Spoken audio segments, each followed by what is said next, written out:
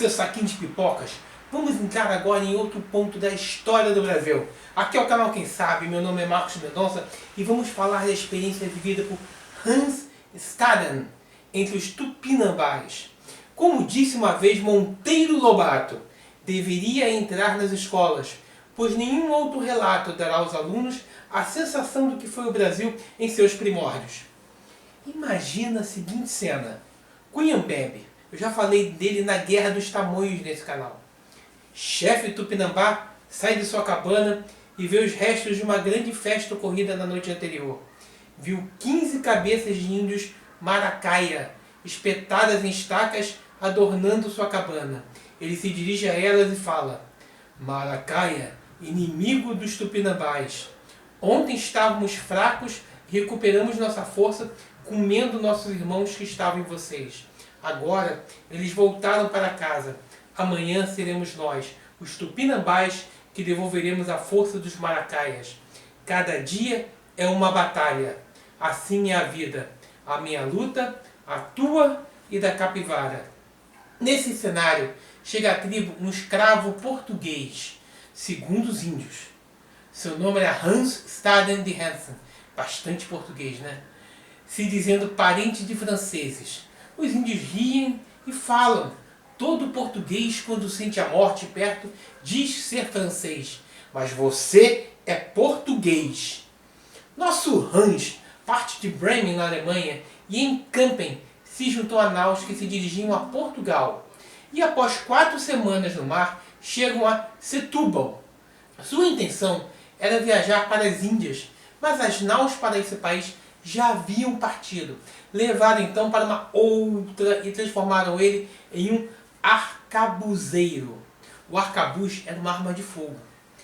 Ele então viria para o Brasil. Depois de passar vários dias no mar, 84 dias para ser preciso, eles chegam a Pernambuco, em uma colônia denominada Marim, cujo líder se chamava Artocóslio. Bonito nome, hein? Dá para dar nome de filho assim. Enfrentaram os índios que atacavam o povoado de Igaraçu, uma batalha contra 8.000 índios, e contavam com 90 defensores e 30 negros e escravos brasileiros, sendo protegidos apenas por uma paliçada. A batalha foi sangrenta, mas os mantimentos que eram necessários chegaram a Iguaraçu, vindo de Itamaracá. Por fim, nenhum do lado dos portugueses foram mortos, mas do lado dos índios houveram diversas baixas. E a trégua então veio e os índios se retiraram. Esse cerco durou aproximadamente um mês.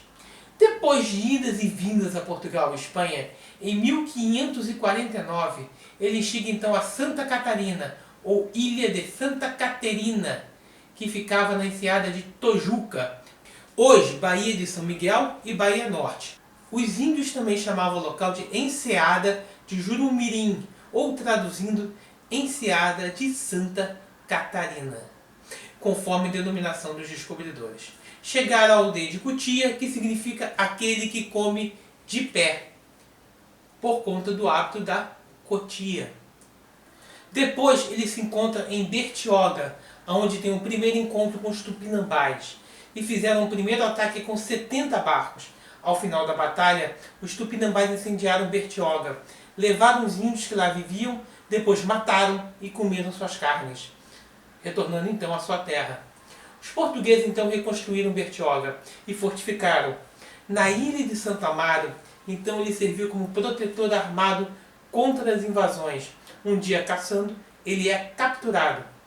Chegam então à aldeia Tupinambá, chamada de Ubatuba, e gritam: Aju Nechepe Remuyama, ou eu, a sua comida, estou chegando. Chegou o dia em que ele foi a Cunhambebe, na aldeia de Ariro. Chegamos no ponto do início, lá quando a gente falou sobre Cunhambebe, onde a cabeça dos maracaias estavam fincadas. De comida, ele, durante uma invasão tupiniquim, a qual ele avisara a Cunhambebe, ele toma um arco e flecha e defende a aldeia. Durante uma epidemia na aldeia, inverter a situação, e os índios começaram a achar que o deus dos europeus estava em cólera, e começaram a pedir por eles. Por fim, depois que passa a pandemia, depois que passa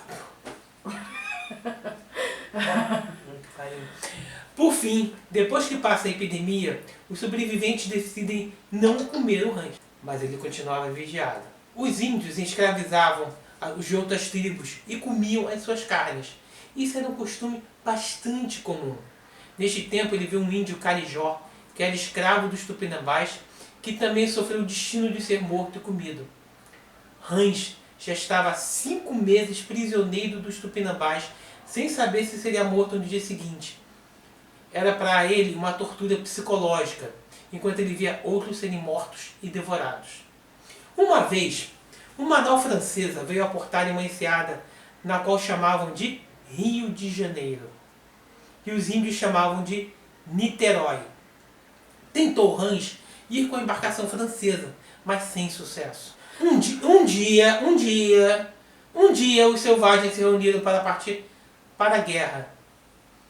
No final, vai ter um link que detalha ela em um vídeo do canal, que é a Guerra dos Tamoios. E o chefe supremo, Cunhambebe, levou o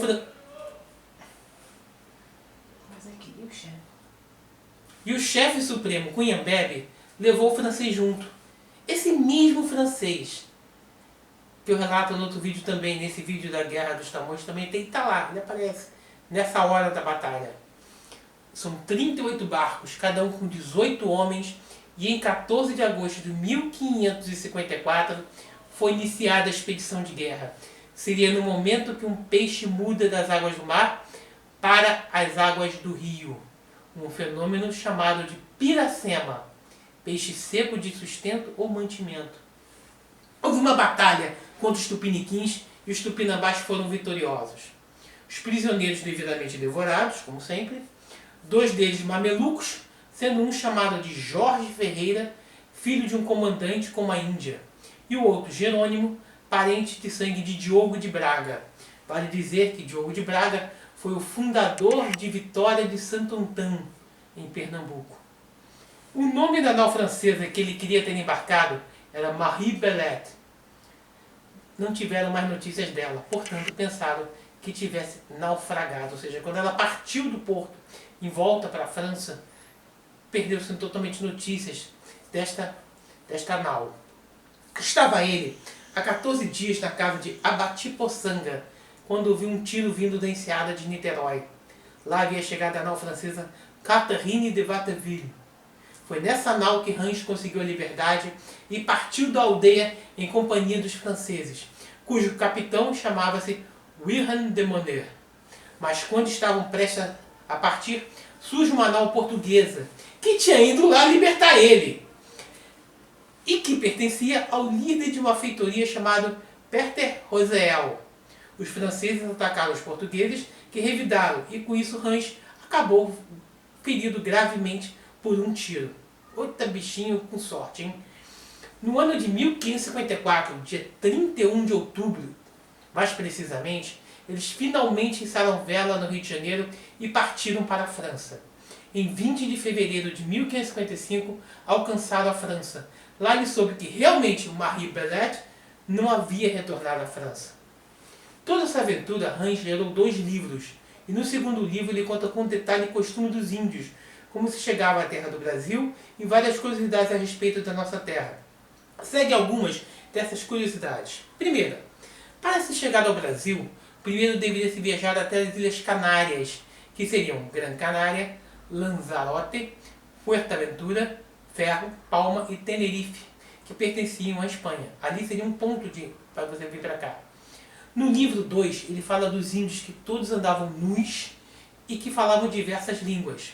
Falava dos carijóis e do costume das mulheres de andar com peças de roupas que eram feitas de algodão, que são como sacos abertos em cima e embaixo, e tem o nome de tipói. Fala de uma serra que se estende por 204 milhas ao longo da costa, com o início da Baía de Todos os Santos, cujas montanhas habitavam os índios Guiana. Sob os Tupinambás, os inimigos eram Guaiataca, Tupiniquim e os Carajás, além dos Maracaias.